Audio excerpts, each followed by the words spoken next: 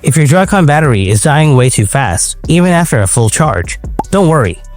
This usually happens due to old firmware, battery calibration issues, or the controller not going to sleep properly. Let's fix it step by step. Solution 1. Force calibrate the battery. Fully charge your JoyCon using the Switch console or charging grip. Once charged, detach it and use the JoyCon until the battery fully dies. After that, attach the JoyCon controllers to your Switch again. Then charge it back to 100% without using it during charging. Repeat this cycle 2 to 3 times to help recalibrate the battery level sensor.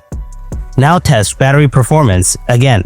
This fix often solves false battery readings. Solution 2. Update JoyCon firmware. Insert both JoyCons into your Nintendo Switch. Then, on your Switch home screen, go to System Settings. Scroll down to Controllers and Sensors. Then on the right side, find Update Controllers option and tap on it.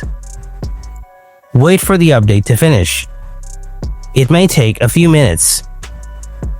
Outdated firmware can sometimes cause battery drain issues, especially during sleep mode. Solution 3. Make sure the JoyCon sleeps properly.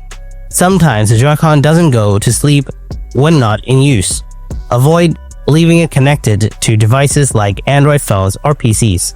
If paired to anything other than the Switch, unpair it when you're done using. Letting it stay idle while paired can drain the battery without you realizing. And phones are known to drain the JoyCon battery due to heavy Bluetooth demand. After all that is done, many of you should have your problems fixed, but if the issue is still persisting, try testing the JoyCon on a different Switch console to rule out system-side problems.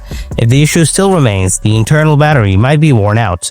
Consider a replacement battery or contact Nintendo support. In any case, hope you found this video helpful. If you did, then don't forget to hit that like button and subscribe to my channel for more Nintendo Switch and gaming fix guides.